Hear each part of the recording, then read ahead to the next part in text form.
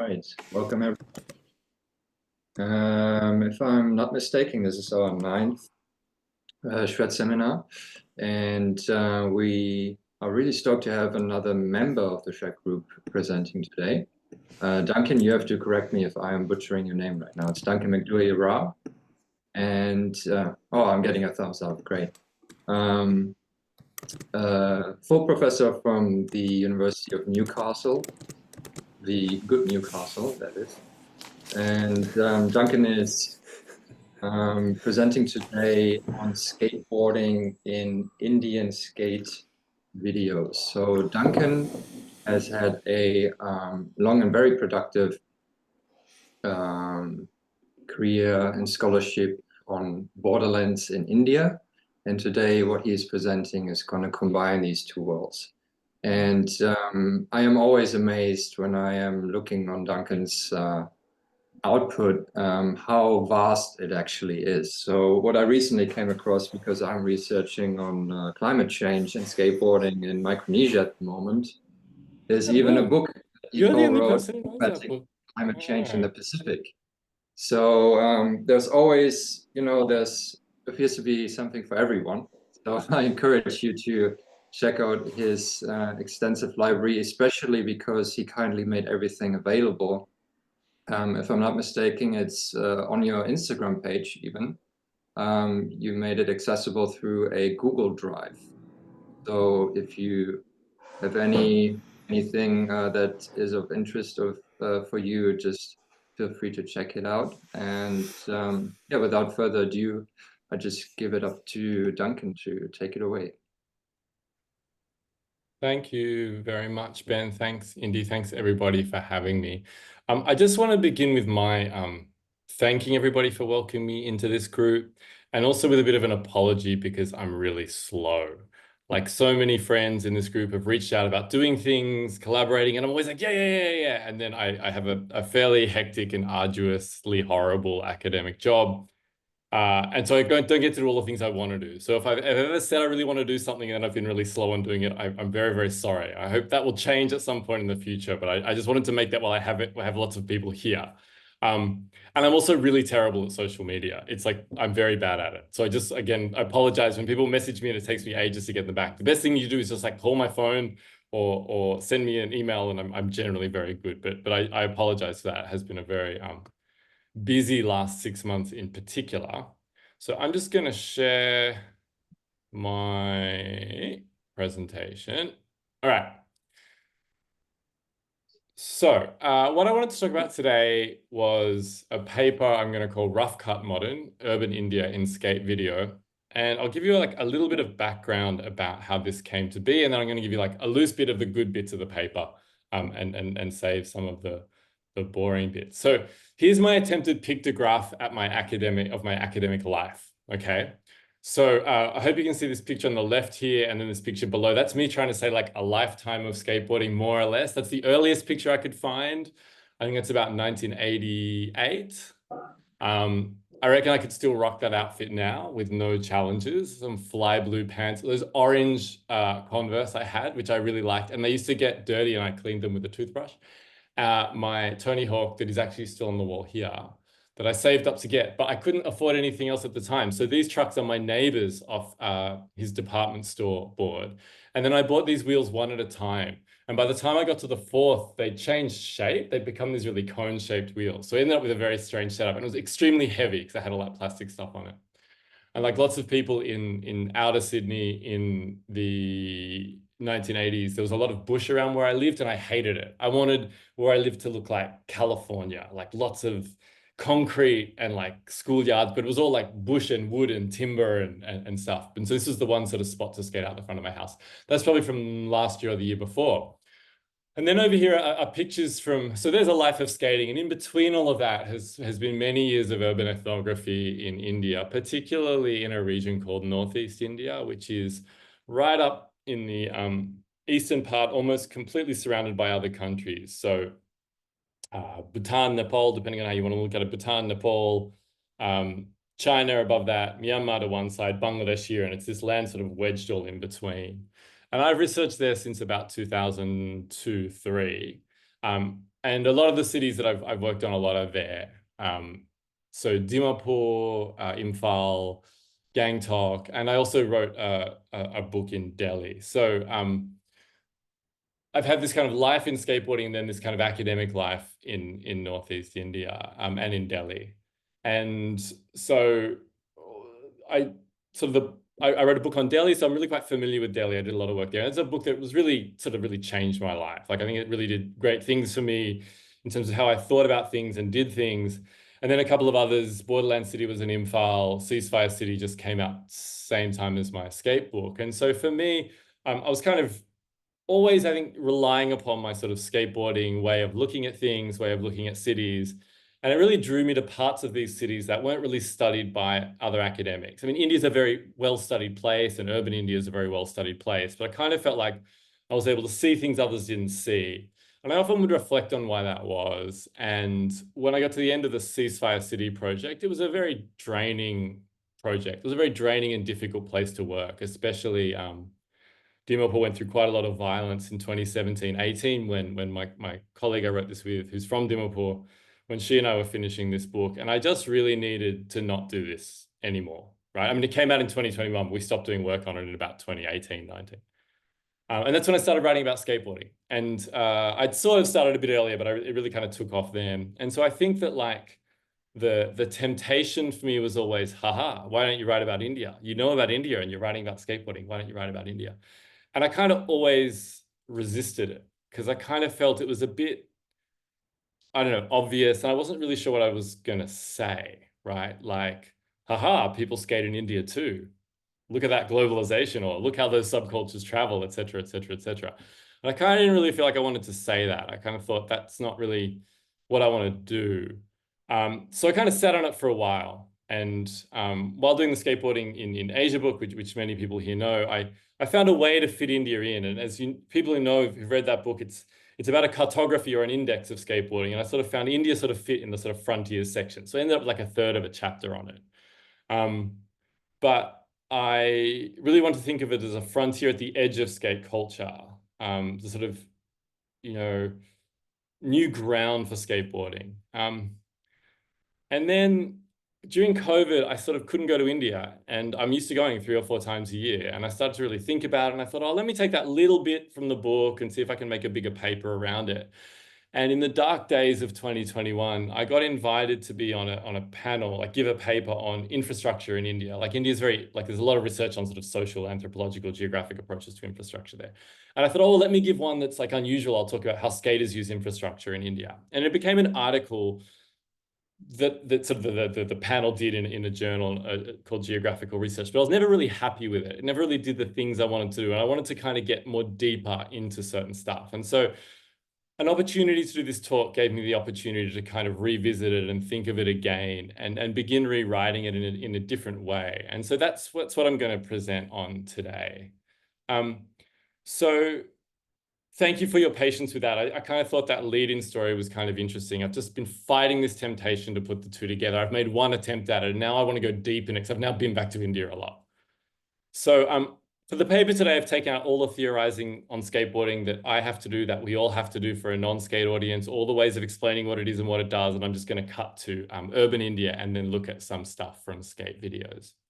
So urban India is bemoaned for its breakdowns, right? For its failures, for its capacity to injure human and non-human bodies in sort of everyday life, in sort of getting places, in just kind of living. And research on the lived experience of India's cities focuses on the generative potential of infrastructure for citizen improvisations. There's a lot of kind of like making do literature,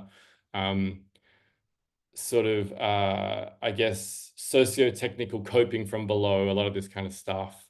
The way municipal politics uses informality to make things happen when they can't make it happen formally. A lot on how national development projects steer resources towards certain things, how corruption means things don't get built properly, and a lot on repair and maintenance. And really interesting work on wounding, which I find really interesting and started to relate to with a sort of skateboarding lens on. So there's just so much literature on the breakdowns and dysfunction of urban India. I mean, as there should be, right? It's at the forefront of everyday life. It's at the forefront of politics. It's at the forefront of inequalities and how people have the capabilities to cope with those breakdowns. What I'm fascinated in then is how movement through the city intensifies these experiences, bringing millions of bodies into daily contact with infrastructure and its potential to injure, attuning popular and political attention to small patches of cities and towns, like potholes, broken bridges, lots of things collapse, flyovers. In fact, that Ceasefire City book, the whole final chapter is just about a collapsed bridge and what this meant, because there was only one bridge that connected the two parts of the city, and it was out for a few years. And, and the airports and railways connecting them, et cetera, et cetera, et cetera. And then there's this wonderful, it's later a book, but a great article by Harris Solomon about the wounding of India's urban infrastructure. And he writes that people's interaction with infrastructures produces embodied effects, and these are distributed unequally. Solomon's intervention draws attention to the shock of the somatic, the way bodies are disrupted, wounded, and broken as a routine part of urban mobility. And he talked of the fleshiness of infrastructure in motion. And this is a really powerful refutation of the romanticization of urban informality that's in a lot of the research on urban India. Yes, people cope. Yes, they find ingenious ways, but a lot of people get wounded and die through everyday infrastructure. I really like Solomon's work in that way. All of this makes skateboarding categorically difficult, right? There are just very few smooth surfaces. In Delhi, which is the picture on the left, the air quality is very poor. It's very, very difficult to skate a lot of the year, or it's wet in certain times of the year. But exploring skateboarding in India's cities recast the infrastructure from dysfunctional, which is where most of the literature is, to desirable. And that's what I'm interested in, though not without challenges, which are sort of all entangled in how it's experienced. So in analysing the relationships between skateboarders and urban infrastructure in India, I make three arguments in this version of the paper that I'm trying to sort of draw out a bit better. So first, my first argument is skateboarders are drawn to India's urban infrastructure because of its apparently unfinished nature, which makes it really different to infrastructure in cities in lots of other parts of the world, and indeed lots of other parts of Asia. So the material elements of India's infrastructure don't always connect or flow. Surfaces aren't always smooth, and obstacles, both human and non-human, we'll talk about monkeys in a second, are unremitting. So for me, it's really like a rough cut. It's a rough cut of a city. It's not quite edited properly or put together smoothly. And there's lots of like material reasons for that, lots of financial reasons for that, lots of class and caste reasons for that, and lots of reasons around politics and corruption for that. However, for skateboarders, these same characteristics that break down, wound, and attack bodies attract for the purposes of creative interpretation and appropriation, all the things we know, but also on-camera aesthetics, which seem really important for filming skateboarding in India. And the encounters generated with urban dwellers. The encounters are a really important part of that story. The desire for infrastructure that is otherwise maligned to use for purposes other than intended, so its functionality doesn't matter, invites a double take among urban scholars used to seeing unfinished infrastructure as a deficiency. Whereas for skateboarders, it's a challenge, puzzle. The second argument, this alternative way of seeing and appropriating India's urban infrastructure brings the urban backstage to the front stage through a rapid circulation to lots of viewers of skate media. I mean, we don't really know what number that is, different videos differently, et cetera, et cetera, et cetera. But let's just say thousands, maybe millions, depending on the video, to consume and emulate. So the patches of the urban landscape that appear in skate video in India are usually not the kind you see on screen, usually, especially in non-fiction media. So it's neither mansions or slums, which is usually what you're going to get, right? It's connective infrastructure, it's roads, it's weird spots in parks and plazas and things like that. And through skate video, India's urban infrastructure, its backstage becomes film space, which I'll talk about for a second, for a parallel audience drawn to India's rough-cut urbanism. Although the audience for skate videos, especially outside India, has very limited exposure to the capacity of this infrastructure to attack, wound, and kill. So it's a privileged audience in that sense. Third, India's cities are considered frontiers for skateboarding, especially when compared to the US and Europe, Australia, etc., but also to the endlessly smooth infrastructure of urban China, Japan, or Korea. Frontiers are a really interesting concept because I'm a borderland scholar. I've dealt with frontiers in a lot of different ways. Frontiers promise discovery, challenge, and ultimately a prize, right? So either natural resources, colonizable lands, slaves, etc., etc., etc. But in skateboarding, the promise, the prize is new spots and the capacity to find more. And this imagination has material components too. Skaters and filmers travel further to find new terrain to skate, new spots, and new aesthetics to present on screen, which is sort of part of livelihoods and these kind of quasi-livelihoods that are part of skateboarding. As skateboarders venture deeper into India's urban backstage, knowledge of the different cities, the possibilities for skateboarding, and engagement with local skate scenes deepen and further differentiate cities. So as you'll see from the videos I want to talk about, it no longer becomes India, and it's broken down more as time goes on into different cities with different kinds of skate possibilities. So in this paper, I focus on India's urban infrastructure in 4 skate videos released over a roughly 20-year period.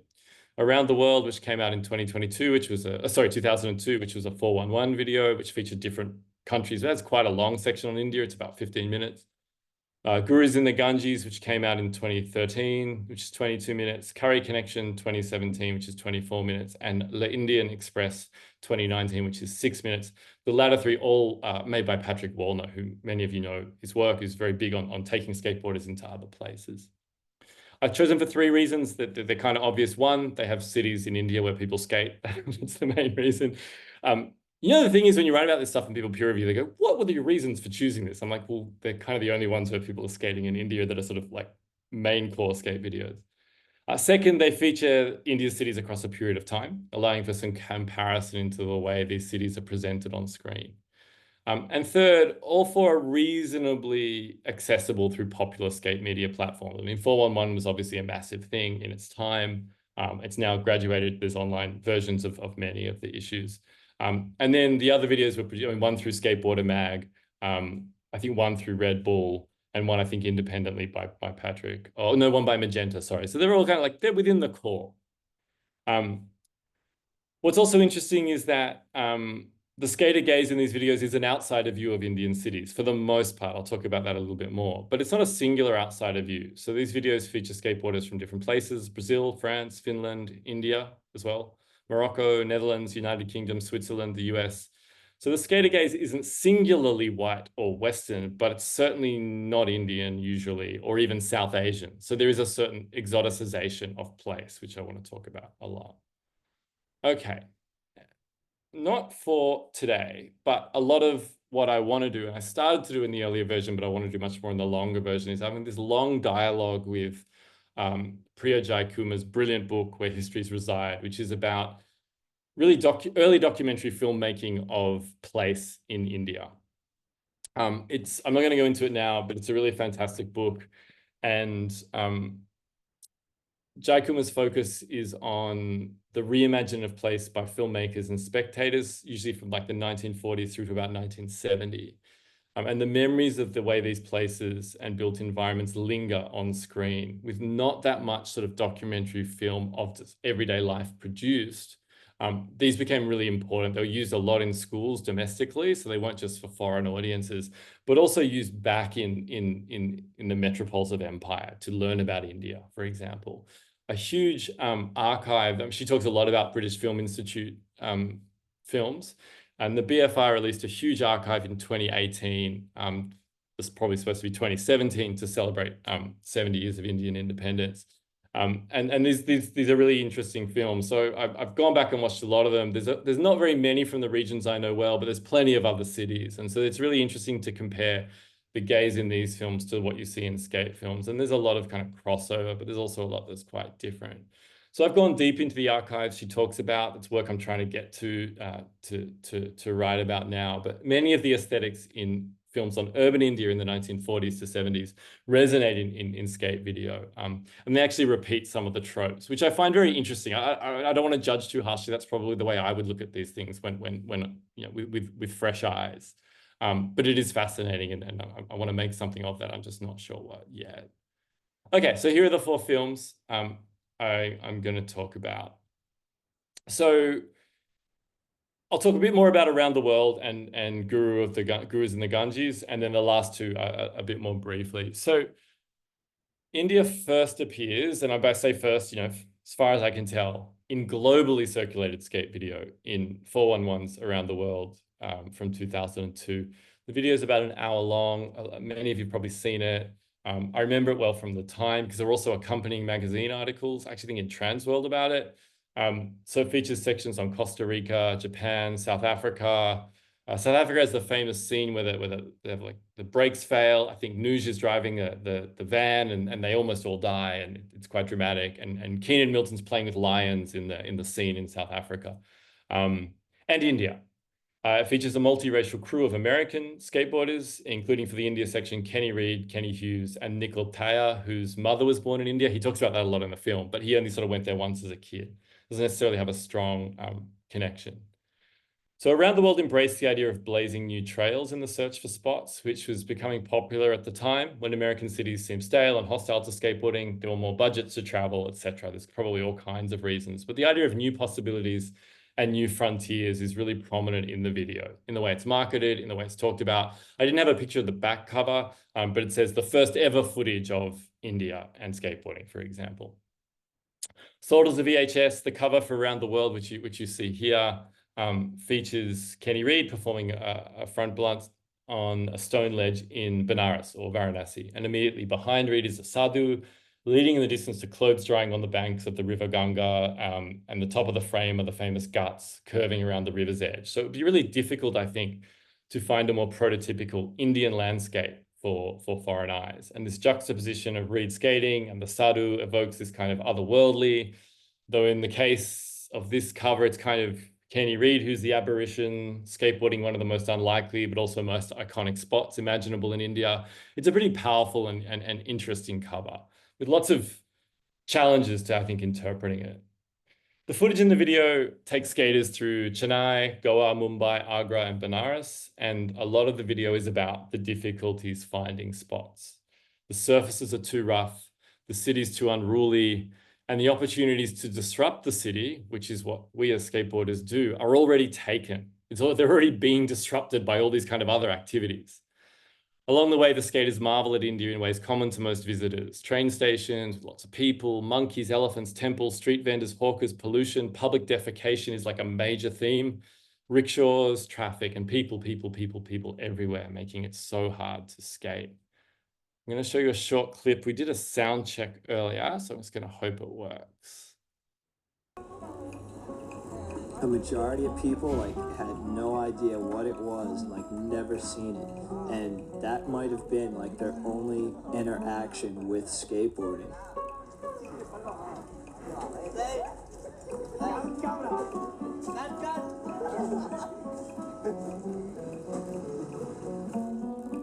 I always wonder what people who've never seen skating before, what they think, and all these guys, they were so psyched just to even be able to stand on the board and roll a tiny bit.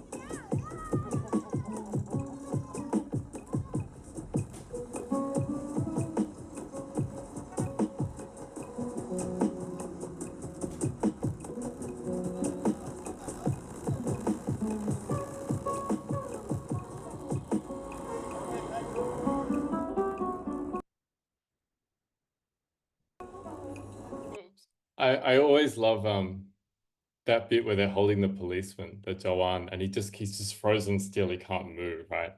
And so I really think that's such an interesting section of it. And then there's this part about you can't find spots, so you have to make them. They talk about going to the smoothest spots are all around religious monuments, and they don't want to skate them, which is good that they don't. And they end up finding spots in sort of some parks and stuff like that.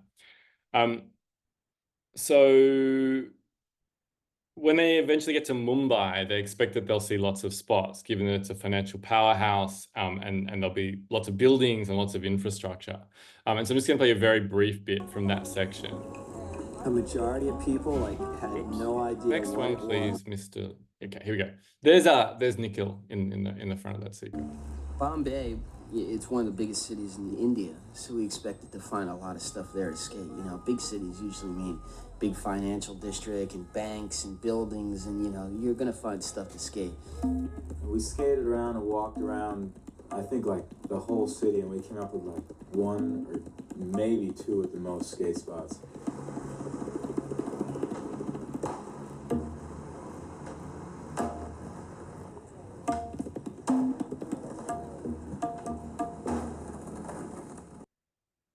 So after all that travel, they talk a lot about how long it takes to get anywhere. It seemed like they took like long bus rides, long train rides, etc. It's long delays.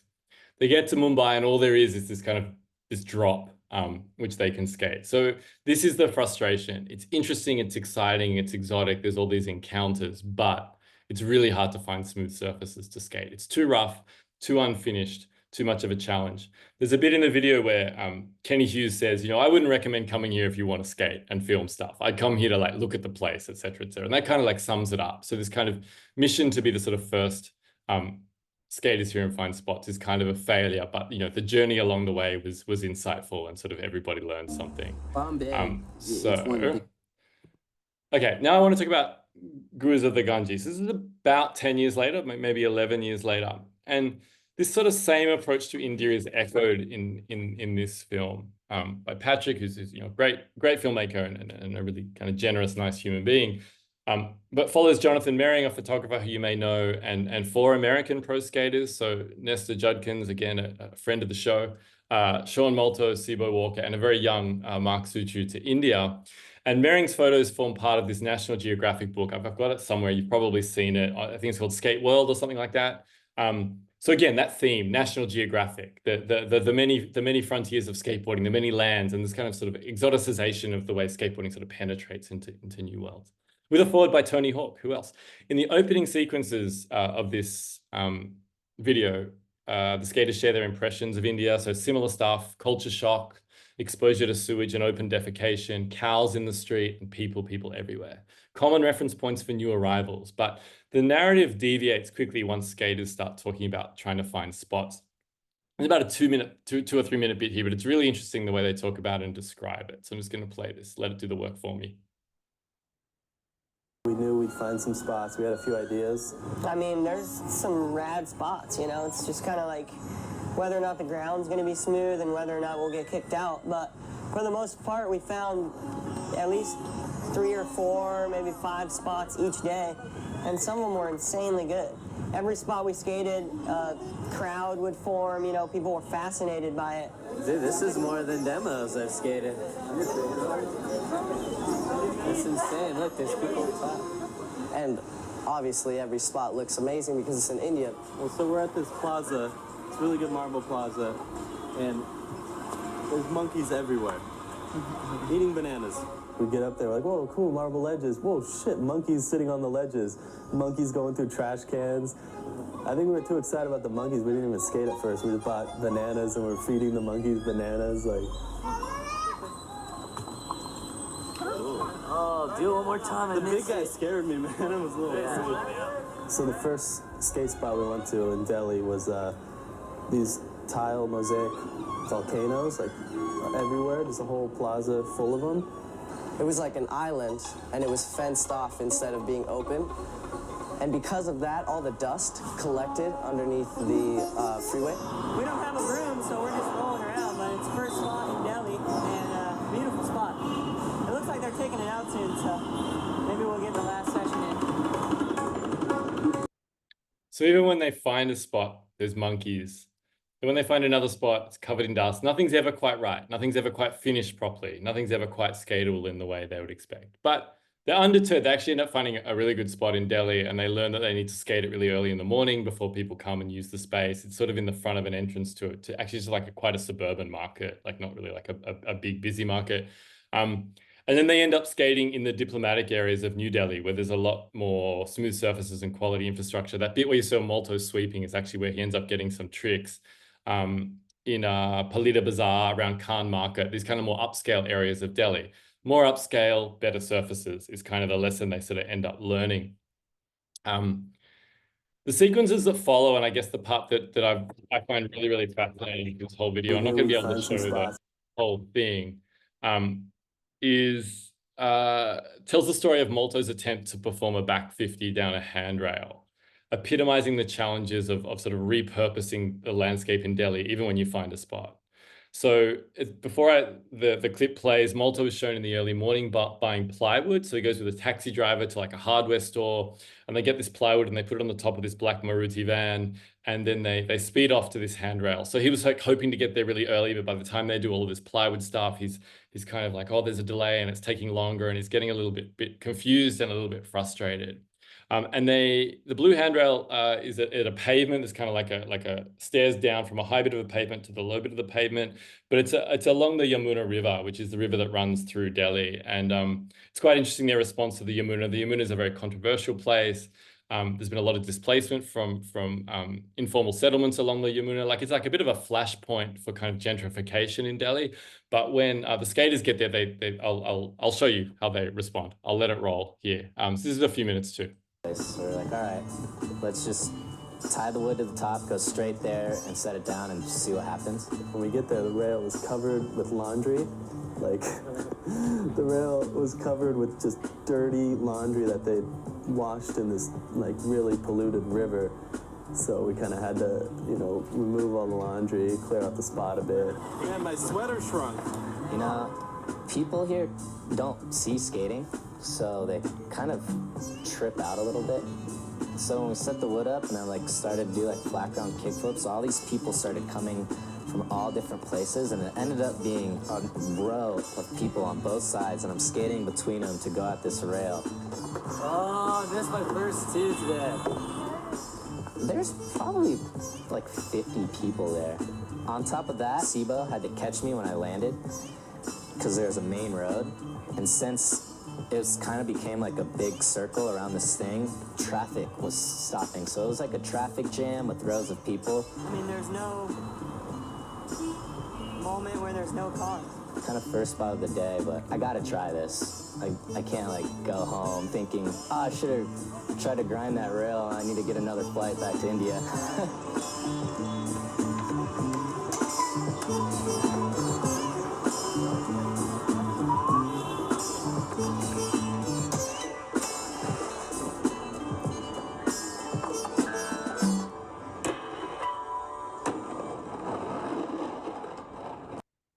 So that spot is really beautiful, right? With all those blue tiles and all the different hues. And if you see Mering's photo, I think it's in that book. It's beautiful. He shoots it from below. So the blue handrail, the blue tile wall, the traffic, the blue sky, and this kind of crowd of like inscrutable onlookers who don't even really make much kind of attempt or engagement when he makes it. And you know, as rugged as that spot looks to the skaters, it's actually quite a recent urban development. You can see in the background there's all these Commonwealth Games symbols on the walls for the 2010 Games in Delhi, and they were there probably 2012 filming this. That came out in 2013.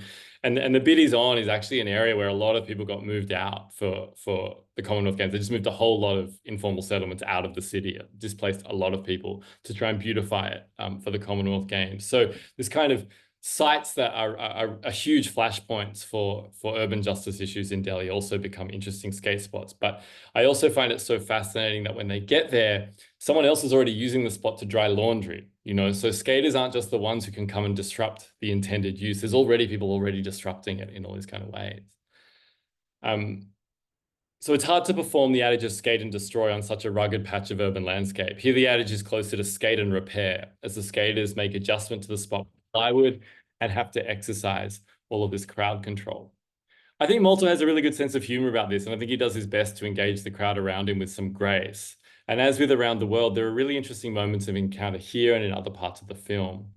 They're not encounters that the hyper-culturally sensitive India expert might have, but they appear genuinely warm and curious, although there are uncomfortable moments when the crowds of mostly men stare unperturbed as Molto and the rest of the crew hang out at the spot, rejigging it, adjusting it, practicing his kickflips, etc.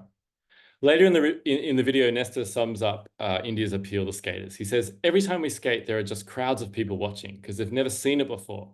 It's strange to be somewhere where there's no skaters. It's pretty much hard, but we've found some amazing spots. It proves that you can skate anywhere, pretty much on Earth. So again, this idea of the frontier conquered by just finding spots to skate, just doing something. As in Around the World, Gurus of the Ganges narrates a journey through culture shock, layers of spectacle, challenges of finding spots, and the creativity needed to turn the urban backstage into skatable patches. The skaters and gurus are successful at finding spots, especially as the film goes on, and are willing to go deeper and deeper into the backstage, improvise more, repair, take more time to get a feel for each city. They're optimistic about the potential for spots in India's urban landscape, but it's everything else. It's the lively social relations of people, the monkeys, the debris, the sharing of the disruption with others that makes skating hard, but yet a crucial part of the draw. Okay, I'm going to be quick on the next two. So I'm just going to play this one without sound and talk over the top. Well, actually, no, I'm not. I'm going to play the next one without sound and talk over the top. So Curry Connection, made by Patrick Wallner in 2017, is a journey with a focus on encounters and mutual curiosity. The skaters of the trip include Brazilian Christian Beachy, American Rob Wooten, Moroccan Dutch skater Nassim Gumaz, and Finn Jaakko Ojanen. And thus the expressions of culture shock and reactions to urban India are multi rather than bi-directional. That is in contrast to sort of Americans in there for the first time. They'll often make a lot of comparisons to what's different to America this way, but here you've got kind of like a complex kind of multi-ethnic crew with different experiences of life. What's interesting about this film is it gives attention to the behind-the-scenes logistics of filming in India through the eyes of Goa-based skater and fixer Purnabodh Nadavati, referred to as Purna in the video.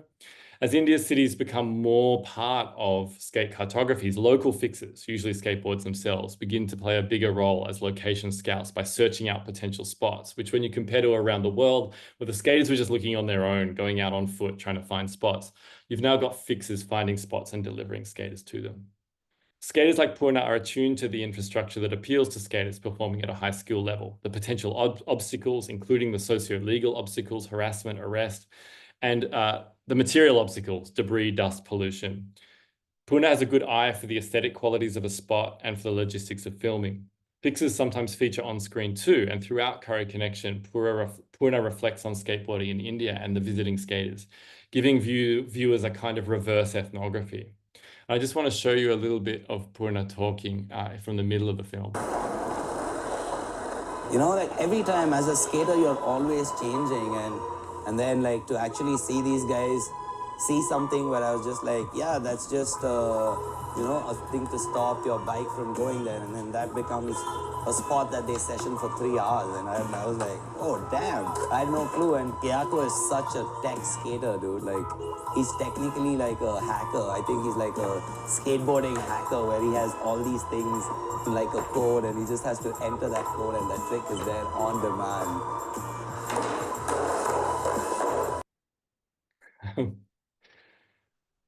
So I think it's really interesting, his own observations, right? And his observations about how these skateboarders can just do anything at any time, but he's able to find them places they want, and they can turn sort of anything into a spot. And so I think that's a really interesting observation. It's one of the rare glimpses into how local skaters see these visitors. You know, like every time. Okay, so I'm just going to play this one without sound. So these are just some clips from the film, and I'm going to talk through it so I can finish up with the last one. So Curry Connections follows skaters through Goa, Bengaluru, or Bangalore, and Chennai. So unlike the scarcity of spots in around the world in Gurus, there's an abundance of spots throughout the video. Much of the infrastructure, especially in Bangalore and Chennai, looks new. There's no need to fix it up to skate, to lay plywood, fill cracks, or chase away monkeys. In part, because this narrates the economic boom in the South from the mid-2000s, mostly from the tech sector, which impacted urban space, and also changes in how cities were funded through several large Indian government schemes, such as the Smart City Scheme, Amrut Mission, stuff that if you're a sort of India urban person, you'd be interested in, but not maybe now, and so much public space development. So in contrast to the previous videos, infrastructure is not the issue, nor is its condition. Purna notes that in the video, there are so many spots, just not enough skaters. The complete reverse of the problem that Kenny Hughes was talking about in Around the World. He says, out of 1.2 billion people in India, probably 100 or 150 skateboard, which is nothing, it's peanuts. See the urban area? There's so much urban area, so much concrete that's perfect for skateboarding. What's interesting in this video is the difference between the cities comes in their affective atmospheres, how they feel. Goa feels easygoing. Bangalore feels hostile. One of the skaters in the film is actually threatened by a man like coming at him with a cement paver. And Chennai is much more curious and joyful. All these clips from the end are mostly from Chennai. In Chennai, a bank employee walking past wants to try skateboarding and he falls over as he tries to turn, and he comes to the camera and he talks about it. He says, "Oh, people here only talk about cricket. This is so wonderful. People should see this." The skaters are asked to perform a demo at a college in Goa on a basketball court, and it's filmed by a local news channel. And the edit shows some of the news story about them. Excerpts are edited right into the video. They skate with this 7-year-old girl called Kamali. Beachy is offered water by an elderly woman after skating in the amphitheater, which you probably saw there. And there are crowds. There's genuine wonder, it seems, for locals seeing skaters performing in the streets, just as there is for skaters. And these encounters leave a lasting feeling. Vujan closes the video with a voiceover recalling an encounter. He says, "One person asked me, 'Ride, ride.' So I got on the board and I just did a kickflip." And his response was, he came up to me and shook my hand and he said, "That was beautiful." And I thought, that's the coolest thing ever for someone who maybe saw skateboarding for the first time. Okay, I'm going to talk about my final one now, a bit more briefly. So, the Indian Express, also made by Patrick, resembles a much more of a conventional skate video. There's no talking. It's all skating. I'm just going to let it play with no sound. There are very few geographic identifiers. We don't really know where we are a lot of the time. And it's all just magenta skaters with a nod to founder Soy Pandey, Surya Prakash Pandey's mixed Indian and French heritage, which he has talked about in former videos, particularly in Static 3, which actually also features some India footage, which is from 2008. Like he skates Paris, India, and I think some US spots. So Pandey leads the group of skaters from France, the UK, and Switzerland to what I can work kind of figure is Chennai and Puducherry, I think, with help from Purna. It's very fast paced, as you can see on screen. The opening sequences show the skaters speeding through Chennai streets, dodging traffic, animals, and people. They grab onto the steel bars of auto rickshaws to be pulled along, building up speed before knifing through the streets. There are trees, sunshine, and occasional glimpses of the ocean. Many of the objects of the unfinished city become obstacles of desire. A wooden pallet converted into an A-frame detour sign in the middle of an intersection is used to ollie over. Rectangular prisms of concrete used in construction by the side of the road are rearranged into blocks to do tricks on for Glenn Fox. In one memorable sequence, the skaters gather around an area cordoned off from traffic that is for the construction of the Chennai Metro, which is this like long-running joke that'll never get completed ever in like a million years. The asphalt road is empty, and the line of concrete barriers that divide the area of construction from the rest of the road is great for the skaters, and they perform tricks there over the empty roadway, past all these hoardings emblazoned with the Metro's logo, which has become such a sign of ineptitude and corruption for citizens of Chennai. Construction and repair work that frustrates locals and slows down flows through the city creates a haven for these skaters, a small patch that can be repurposed for an afternoon. Functional infrastructure creates spots too. Concrete ramps going to the lower floors of houses, which you're meant to use for your motorbike, makes places to roll up and go down and manual, etc., etc., etc. In the Indian Express, the skaters embrace the urban landscape as is, weaving together the functional and dysfunctional infrastructure of the two cities with no additional commentary. These spots and the occasional shots of local life, including street musicians, onlookers, painted murals, tone down the exotic aesthetics and remove the commentary in favor of more texture, both visual and sonic. It's actually just really sonically wonderful skate video. And Chennai and Puducherry are seen as all concrete, all spots. The complete opposite of India in around the world. Okay, so to close up, in skate video, India's maligned infrastructure is coveted, captured, and circulated as videotape and digitally through sharing platforms to an audience of thousands, probably in this case, probably not millions. The audience comes for the spectacle, yet rarely views it passively. We imagine the dimensions, the surfaces, the friction, the affective atmospheres of the spots that appear on screen. India's urban infrastructure, the source of perpetual promise and disappointment, is consumed by us as an audience, watching with a different gaze, full of desire, creative potential, and aesthetic juxtaposition. Skateboarders are attracted to the same characteristics of infrastructure that break down, wound, and attack, yet they don't have to suffer them either, especially skaters and filmers from outside India. Moving against the flows of infrastructure is easier when you don't have to do it every day. Still, India's urban infrastructure is recalibrated under this gaze, desired for its creative potential, and over time, more and more spots, more and more cities make their way onto screen. In around the world, the skaters were tentative explorers of the urban backstage. By gurus in the Ganges, they were patching it up to make spots. In the Curry Connection, the spots now seem abundant. It's the social relations that skateboarding animates that open or close opportunities. And in the Indian Express, the possibilities for skating appear endless. There's no need to announce India. It can just be skated. Perhaps skaters, filmers, and fixers are just better at finding spots. Or maybe there are more spots to find after years of rapid urban growth, planned and unplanned, formal and informal, especially in the South. For skaters, it doesn't really matter how the infrastructure came to be, as we know. What matters is whether it works as a spot. Spots themselves can be challenging, and while this is part of the draw, it's unlikely skaters would make the effort without the aesthetics. The way India's urban landscapes look on video is so important. As Suchu says in Gurus of the Ganges, every spot in India looks amazing because it's India.